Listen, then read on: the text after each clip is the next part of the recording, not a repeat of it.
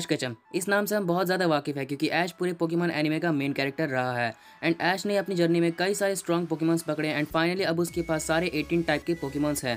पहले तो यहाँ पे ऐश ज़्यादा पोकेमॉन्स नहीं पकड़ पाता था, लेकिन इतने सालों की जर्नी के बाद फाइनली उसने सारे टाइप के पोकेमॉन पकड़ लिए। सो इसीलिए गाइस आज मैं रैंक करने वाला हूँ ऐश के स्ट्रॉन्गेस्ट पोकेमॉन हर एक टाइप में से, मतलब कि Ash strongest Pokemon from each type. तो गाइस अगर आपको जानना है कि ऐश के स्ट्रॉन्गेस्ट पोकेमॉन हर एक टाइप में से कौन है तो इस वीडियो को एंड तक देखते रहना। और अगर इस वीडियो पसंद आती है और लाइक कर देना, चैनल पर नए तो प्लीज चैनल को सब्सक्राइब भी कर लेना इस तरह की पोकेमॉन की वीडियोस देखने के लिए।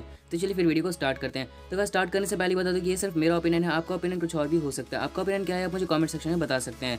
सो स्टार्ट करते हैं नॉर्मल टाइप से। सो गाइस अगर नॉर्मल टाइप की बात करते हैं विद नो डाउट ऐश का स्नोरलैक्स उसका सबसे स्ट्रॉन्गेस्ट नॉर्मल टाइप पोकेमॉन है। स्नोरलैक्स की पावर का हम सभी को बहुत अच्छी तरह से अंदाजा है एंड जब भी ये बैटल में आता था ये एक या दो पोकेमॉन को तो लेके ही जाता था। एंड स्नोरलैक्स ने अपनी पूरी जर्नी में कई सारे स्ट्रॉन्ग पोकेमॉन्स को डिफीट किया, जैसे कि किंड्रा, फेरालिगेटर, मेडिचैम्प और भी ऐसे कई सारे पोकेमॉन। और स्नोरलैक्स आज तक सिर्फ और सिर्फ 3 ही बैटल्स में हारा है, जो है क्लियर के gyarados के खिलाफ, गैरी के सिजोर के खिलाफ और हैरिसन के हाउंडूम के खिलाफ। नेक्स्ट टाइप आती है फाइटिंग टाइप। तो बात आएगी जब फाइटिंग टाइप पोकेमॉन की, तब हमें इसमें कोई डाउट नहीं है कि इन्फर्ने भी ऐश का सबसे पावरफुल फाइटिंग टाइप पोकेमॉन है। इन्फर्ने की पावर्स का भी हम सभी को अच्छी तरह से अंदाजा है एंड इन्फर्ने की ब्लेज को तो यार हम भूल ही नहीं सकते। ब्लेज की वजह से तो इन्फर्ने के कितने सारे फैंस बन गए। एंड मॉनफोर्नेस इन्फर्ने में इवॉल्व होने के बाद इन्फर्ने ने एक भी बैटल नहीं हारी है सिवाय एक बैटल के। एंड ऐश वर्सेस पॉल के मैच में इन्फर्ने ने पॉल की आधी टीम को हरा दिया था। और गाइस इन्फर्ने कितना पावरफुल है तो आप सभी भी जानते हैं।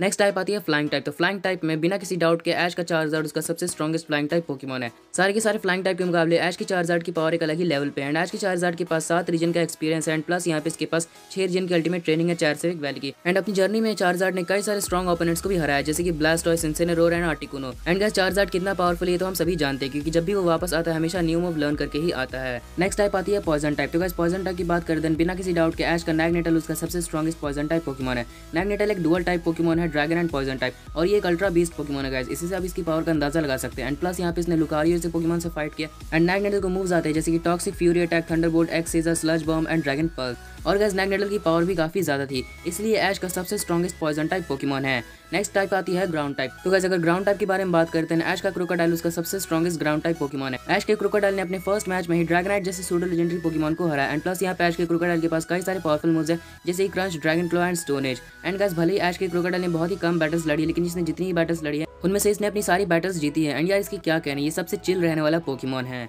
सो इसीलिए गाइस ऐश का क्रोकोडाइल उसका सबसे स्ट्रॉन्गेस्ट ग्राउंड टाइप पोकेमॉन है। नेक्स्ट टाइप आती है रॉक टाइप। तो गाइस अगर हम रॉक टाइप के बारे में बात करें तब अलोला की लाइकेन रॉक को हम भूल नहीं सकते, जिसने हम सबका दिल जीत लिया। एंड लाइकेन रॉक ही वो पहला पोकेमॉन है जिसने ऐश को कोई लीग जिताई है। एंड गाइस लाइकेन रॉक की पावर का हम सभी को अच्छी तरह से अंदाजा है। प्लस यहाँ पे लाइकेन रॉक ने सच में माइंड ब्लोइंग परफॉर्मेंस दिया है अलोला में। एंड गाइस लाइकेन रॉक के पास भी कई सारे पावरफुल मूव्स है, जैसे कि tackle, bite, rock throw, stone edge, accelerock, counter, ऐसे कई सारे मूव्स। और इसीलिए ऐश का लाइकेन रॉक उसका सबसे स्ट्रॉन्गेस्ट रॉक टाइप पोकेमॉन है। नेक्स्ट टाइप आती है बग टाइप। तो बग टाइप में अगर हम देखें देन ऐश की लिवानी उसकी सबसे स्ट्रॉन्गेस्ट बग टाइप पोकेमॉन है। गाइस मुझे पता है कि लिवानी की परफॉर्मेंस यूनोवा रीजन में उतनी अच्छी नहीं थी, लेकिन जितनी परफॉर्मेंस दी है इसने बाकियों से तो काफी अच्छी परफॉर्मेंस दी थी। एंड लिवानी के पास स्वार्म एबिलिटी भी है, जिसके कारण वो और भी ज्यादा स्ट्रॉन्ग बन जाती है। एंड लिवानी के पास भी कई सारे पावरफुल मूव्स हैं, जैसे कि string shot, bug bite, tackle, energy ball, X scissor, ऐसे कई सारे मूव्स। और इसीलिए लिवानी उसकी सबसे स्ट्रॉन्गेस्ट बग टाइप पोकेमॉन है। नेक्स्ट टाइप आती है घोस्ट टाइप। तो घोस्ट टाइप में गाइस ऐश के पास एक ही घोस्ट टाइप पोकेमॉन है जो है गेंगार। एंड बिना किसी डाउट के गेंगार ही उसका सबसे strongest ghost type Pokemon. Well guys अगर हम ऐश के स्ट्रॉन्ग पोकेमॉन्स के ऊपर नजर डालें तो ऐश के जितने भी स्ट्रॉन्ग पोकेमॉन्स हैं उन्हें किसी ट्रेनर ने छोड़ दिया था। एंड गेंगार भी उसी पोकेमॉन में से आता है जिसे किसी ट्रेनर ने छोड़ दिया था। तो पता नहीं गाइस आगे चल के गेंगार उसका स्ट्रॉन्ग पोकेमॉन बनेगा कि नहीं, क्योंकि अभी उस पर उतना फोकस नहीं किया जा रहा है। लेकिन अभी भी जितनी पावर्स दिखाई गई उस हिसाब से गेंगार बहुत स्ट्रॉन्ग है। नेक्स्ट टाइप आती है स्टील टाइप। तो गाइस अगर स्टील टाइप की बात करें देन मेलमेटल उसका सबसे स्ट्रॉन्गेस्ट स्टील टाइप पोकेमॉन है। वेल गाइस मेलमेटल एक लेजेंडरी पोकेमॉन है जनरेशन 7 से। एंड गाइस मेलमेटल की पावर का हम सभी को अच्छी तरह से अंदाजा है कि मेलमेटल ने अलोला रीजन में कितना अच्छा परफॉर्मेंस दिया है। एंड गाइस मेलमेटल के पास भी कई सारे स्ट्रॉन्ग मूव्स है, जैसे कि flash cannon, thunderbolt, hard and double iron bash, ऐसे कई सारे मूव्स। और इसीलिए यहाँ पे मेलमेटल उसका सबसे स्ट्रॉन्गेस्ट स्टील टाइप पोकेमॉन है। तो चलिए अब बढ़ते हैं नेक्स्ट टाइप की तरफ। नेक्स्ट टाइप आती है फायर टाइप। तो फायर टाइप में बिना किसी डाउट के ऐश का चार्जर्ड उसका सबसे स्ट्रॉन्गेस्ट फायर टाइप पोकेमॉन है, क्योंकि गाइस चार्जर्ड की पावर सबसे ज्यादा है सारे फायर टाइप के मुकाबले।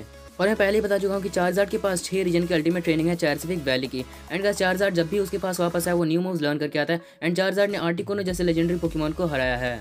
चाहे फ्लाइंग टाइप की बात हो या फायर टाइप की बात हो, ऐश का चार्जर्ड दोनों ही टाइप में उसका सबसे स्ट्रॉन्गेस्ट पोकेमॉन है। नेक्स्ट टाइप आती है वाटर टाइप। तो गाइस वाटर टाइप में बिना किसी डाउट के ऐश का ग्रेनिंजा उसका सबसे स्ट्रॉन्गेस्ट वाटर टाइप पोकेमॉन है। ग्रेनिंजा के पावर्स मुझे एक्सप्लेन करने की जरूरत नहीं है, आप सभी को भी पता है कि ग्रेनिंजा आखिर कितना पावरफुल है। एंड ग्रेनिंजा के पास उसका बॉन्ड एवोल्यूशन है जो उसे एक अलग ही लेवल पे ले गया है। एंड गाइस ग्रेनिंजा की बॉन्ड एवोल्यूशन में उसकी पावर फिक्स नहीं, उसकी पावर बढ़ती रहती है। एंड ग्रेनिंजा की अल्टीमेट वाटर शuriken को हम भूल नहीं सकते हैं। एंड पूरे कैलोस लीग में ग्रेनिंजा ने सबसे अच्छा परफॉर्मेंस दिया है और उसकी सबसे बड़ी खासियत है उसकी स्पीड। नेक्स्ट टाइप आती है ग्रास टाइप। तो ग्रास टाइप में बात करें तो ग्रास टाइप में ऐश का सेप्टाइल उसका सबसे स्ट्रॉन्गेस्ट ग्रास टाइप पोकेमॉन है। पूरी पोकेमॉन एनीमे में अगर किसी ने सबसे इंप्रेसिव विक्ट्री ली है तो वो ऐश का सेप्टाइल है। गाइस ऐश के सेप्टाइल ने एक ऐसा काम करके दिखा दिया जो कोई भी नहीं कर पाया था पूरे सिनो रीजन में। सेप्टाइल ने टोबायस की डार्कराई को हरा दिया था with single move leave blade. और गाइस उस मैच में सेप्टाइल की परफॉर्मेंस सच में यार बहुत अच्छी थी।